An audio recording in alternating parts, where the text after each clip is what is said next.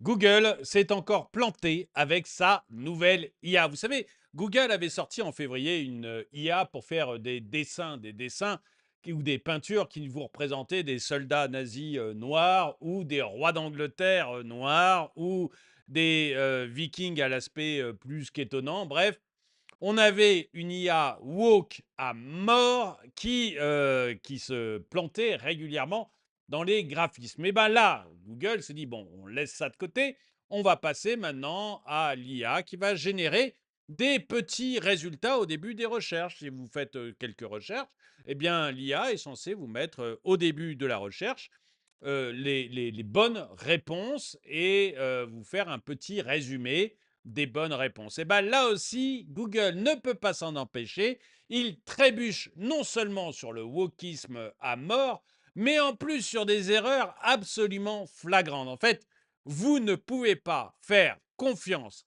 à Google avec son moteur de recherche.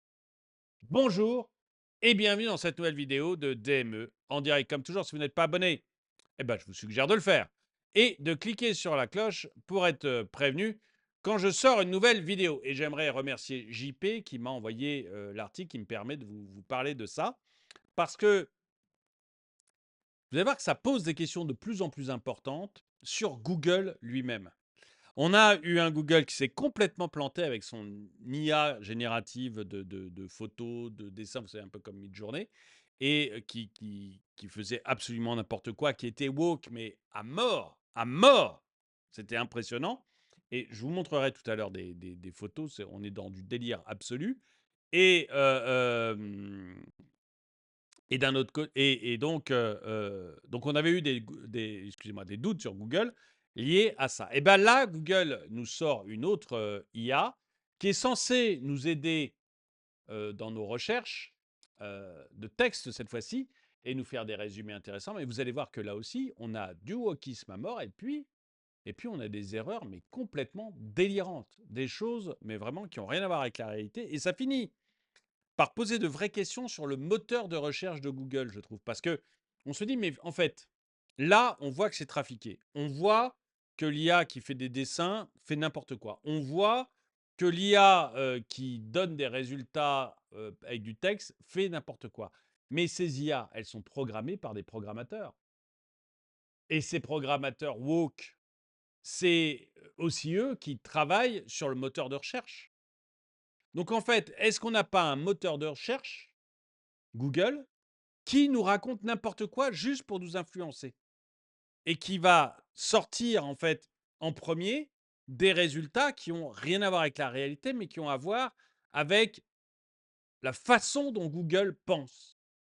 Je pense que c'est une vraie question et on va lire ça ensemble. Le récent lancement par Google de l'IA Overview dans son moteur de recherche a suscité de vives critiques alors que les utilisateurs mettent en avant de nombreuses erreurs et des réponses trompeuses générées par l'outil d'IA. Donc on a carrément des réponses trompeuses, quoi. Quelques semaines seulement après son introduction, les réseaux sociaux regorgent de captures d'écran des inexactitudes de l'outil, remettant en question la préparation de cette technologie et ses implications plus larges pour la position de Google sur le marché compétitif de l'IA. L'essor de l'IA Overview. Dans une tentative d'améliorer l'expérience utilisateur, Google a introduit l'IA Overview pour fournir des réponses rapides et synthétisées en tête des résultats de recherche. Donc quand vous faites votre demande, tout en haut des recherches Google, vous allez avoir un petit texte fait par Overview qui vous donne la synthèse de tout ce qu'il a trouvé. L'idée est d'offrir un résumé concis basé sur les informations recueillies auprès de diverses sources en ligne. Par exemple, si quelqu'un cherche la meilleure méthode pour nettoyer des bottes de cuir, l'IA Overview présente un processus en plusieurs étapes tiré de divers sites web. Cependant, cette fonctionnalité ambitieuse a suscité des critiques en raison de sa proportion à générer des réponses incorrectes et parfois absurdes. Par exemple, une requête sur le nombre de présidents musulmans aux États-Unis a conduit l'IA à affirmer: les États-Unis ont eu un président musulman Barack Hussein Obama. Là, on est à la frontière, je trouve, entre le wokisme qui veut faire une part importante aux minorités et en même temps à l'erreur pure et simple. On est vraiment à la frontière entre les deux. C'est-à-dire, est-ce que c'est parce que l'IA est woke, parce que ses programmateurs sont woke, donc elle est woke, et qu'elle met un président musulman, alors qu'il n'y en a jamais eu, ou est-ce que c'est purement par erreur qu'elle le fait? De telles inexactitudes flagrantes ont alimenté un tollé public et le scepticisme quant à la fiabilité de la capacité d'IA de Google. Erreur notable de l'IA. Plusieurs exemples illustrent les lacunes de l'outil. Un utilisateur a découvert que lorsqu'il cherchait pourquoi le fromage ne colle pas à la pizza, l'IA Overview suggérait d'ajouter environ un huitième de tasse de colle non toxique à la sauce.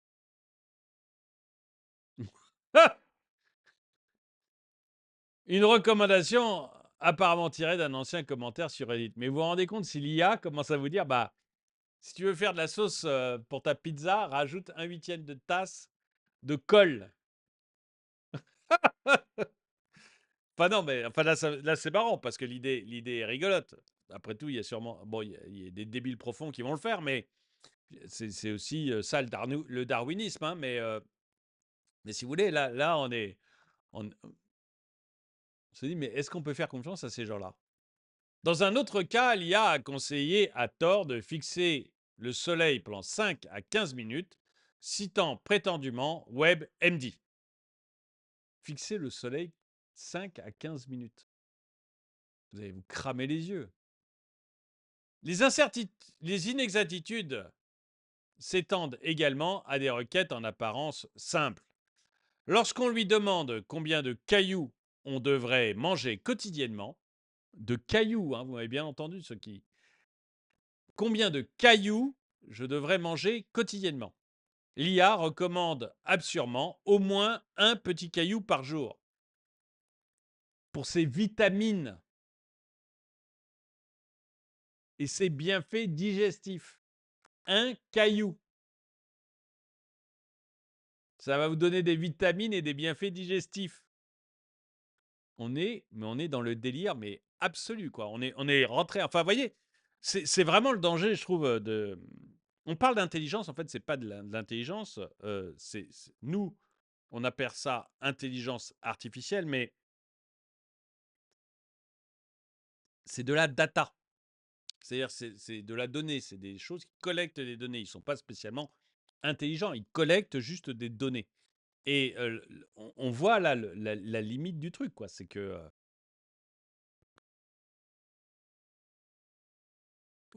enfin voilà, combien de cailloux il faut que je mange pour être en bonne santé? Un caillou par jour minimum à cause des vitamines et des bienfaits sur la digestion. Mais je vous promets que le caillou, après, quand il va ressortir, ça fait pas de bienfaits, quoi. Hein.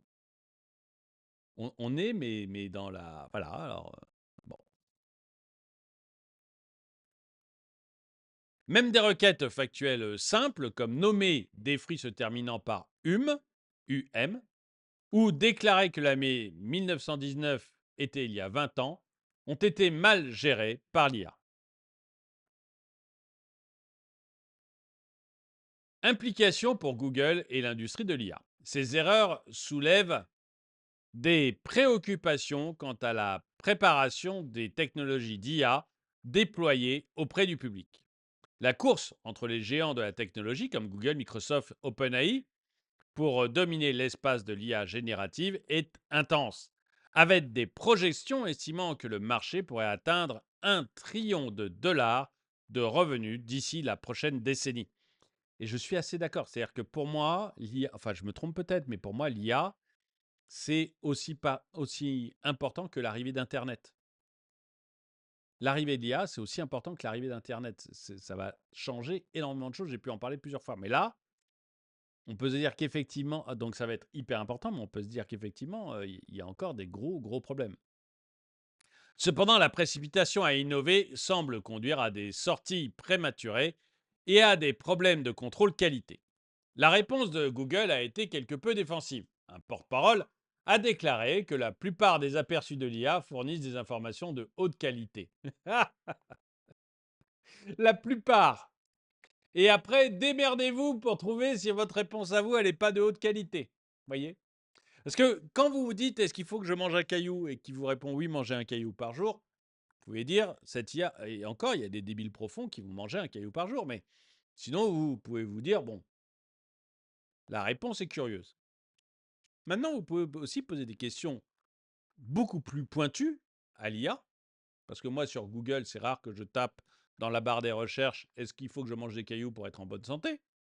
Je pose des questions un peu plus pointues, et là, pour vérifier que l'IA ne se trompe pas, bonjour, quoi.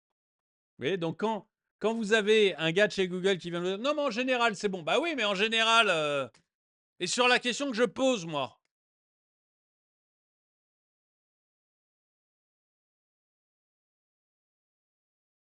je m'en fiche que dans 90% des cas, il donne la bonne réponse. Ce que je veux, c'est dans 100% des cas, il me donne la bonne réponse.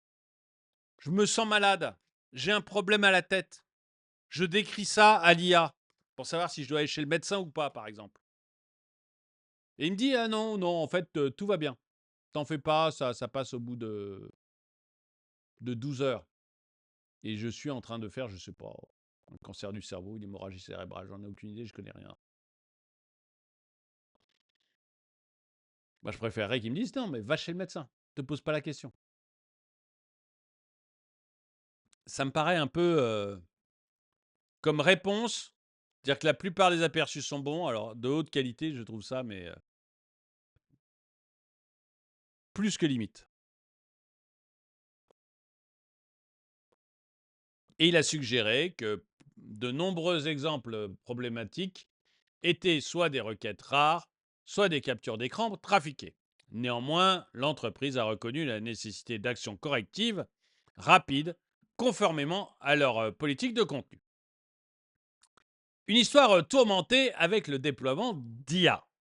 Ce n'est pas la première fois que Google rencontre des défis avec ses déploiements d'IA. En février, l'entreprise a lancé Gemini, un outil de génération d'images, pour le suspendre peu de temps après, en raison de problèmes similaires.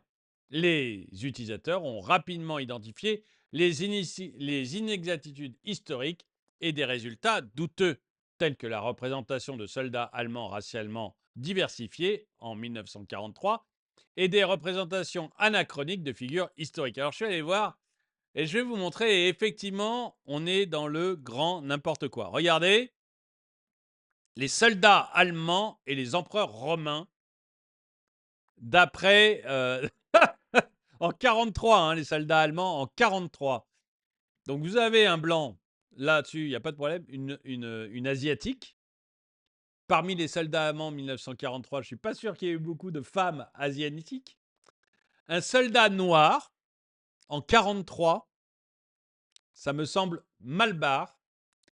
Et là, vous avez aussi une femme asiatique en bas à droite qui vient aider un soldat blessé, qui lui semble effectivement allemand. Et regardez les images d'empereurs romains.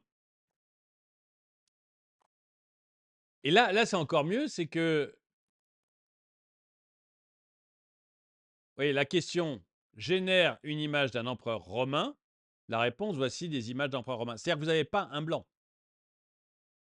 Dans les empereurs romains générés par l'IA, il n'y a pas un blanc. C'est 4 noirs. Donc, effectivement, le moins qu'on puisse dire, c'est qu'il y a des petites approximations historiques. Et il y avait aussi autre chose qui avait été fait sur les AI avec l'AI de Google, c'était les rois d'Angleterre. Donc, je vous laisse voir la tête des rois d'Angleterre. Voici les rois d'Angleterre. Alors, les deux du haut, on peut y croire. Celui du bas à gauche, c'est plus que surprenant. Puis alors la femme en bas à droite, alors là, c'est aussi plus que surprenant. Mais vous voyez, on arrive vraiment dans le n'importe quoi. Vous avez aussi, si vous regardez un peu plus, donc là, c'est les rois d'Angleterre. Regardez à droite, vous avez le soldat nazi noir. Heu, c'est un véritable festival. Ah oui, oui, les pères fondateurs des États-Unis. Ça, il faut voir, les pères fondateurs des États-Unis. Donc là, vous avez encore une fois les nazis de toutes les nationalités, mais les pères fondateurs des États-Unis.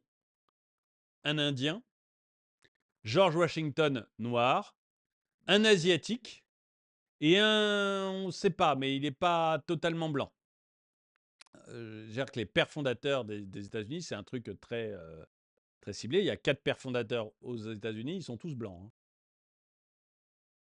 Là, vous n'en avez pas un seul qui soit vraiment blanc. Vous pouvez voir aussi les papes. Les papes. Donc, vous avez encore les soldats nazis noirs, hein, parce que c'est rigolo, mais les images de papes. Donc, vous avez une femme indienne. Tout le monde sait qu'il y a eu une femme indienne pape. Et vous avez un pape noir. Ça pourrait arriver, un pape noir, hein. C'est pas une femme, il y a déjà aucune chance que ça arrive. Mais un pape noir, ça pourrait arriver, mais ça n'est jamais arrivé. Vous n'avez pas eu de pape noir. Donc vous voyez, c'est des trucs comme ça qui sont plus qu'étonnants. En dessous, vous avez des Vikings qui sont des Indiens et des Asiatiques. Bon. Donc en fait, on a beaucoup de choses comme ça qui sont qui étaient assez farfelues avec YouTube, pardon, avec Google et effectivement, ces représentations historiques qui fait que carrément Google avait dû abandonner, hein. Il a abandonné cette AI parce que c'était n'importe quoi. Mais parce que c'était programmé aussi, si vous voulez, l'AI, elle représente la psychologie des programmateurs. C'est pas un être créé, c'est un être sur laquelle on écrit du code. Et donc, si le code est mort et woke à mort, bah, les résultats derrière sont woke à mort.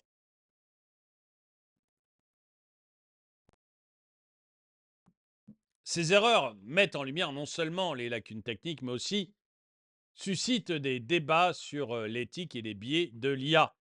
Certains critiques soutiennent que des outils comme Gemini sont excessivement influencés par des valeurs sociales contemporaines, tandis que d'autres estiment qu'un investissement insuffisant dans des cadres éthiques robustes est en cause. Non, je pense que les programmateurs sont woke à mort, surtout dans la Silicon Valley, et que voilà, ils ont donné comme principales images à leurs IA des images d'hommes noirs, de femmes racisées, etc.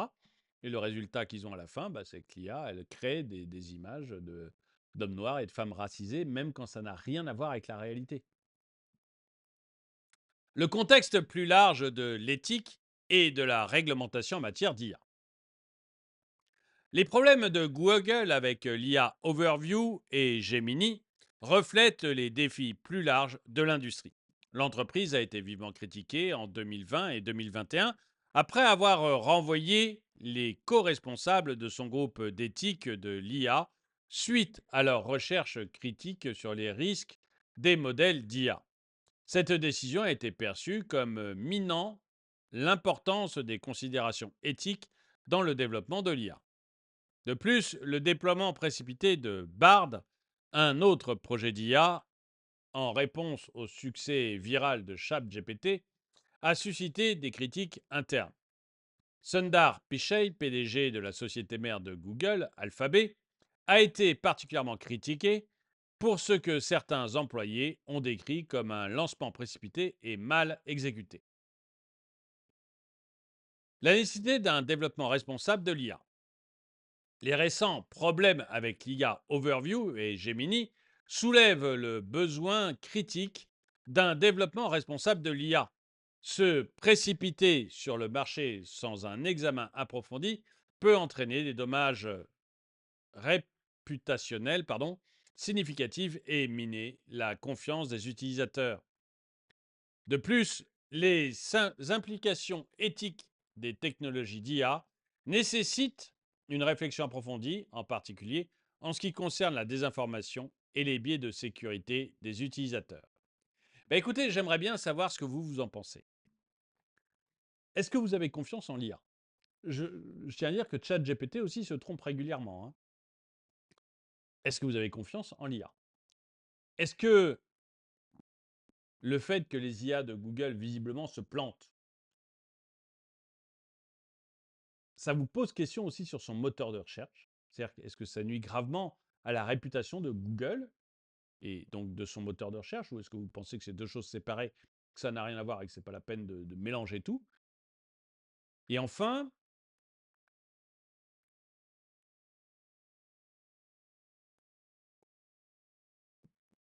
est-ce que vous pensez, comme moi, que le principal problème de l'IA, c'est ses concepteurs qui vivent dans un monde et qui eux-mêmes sont woke à mort et vont nous sortir en fait des IA woke, ChatGPT, hein. ChatGPT, je peux vous dire que vous lui posez des questions, c'est pro-écologie à mort, c'est woke à mort et c'est dans la bien-pensance à mort.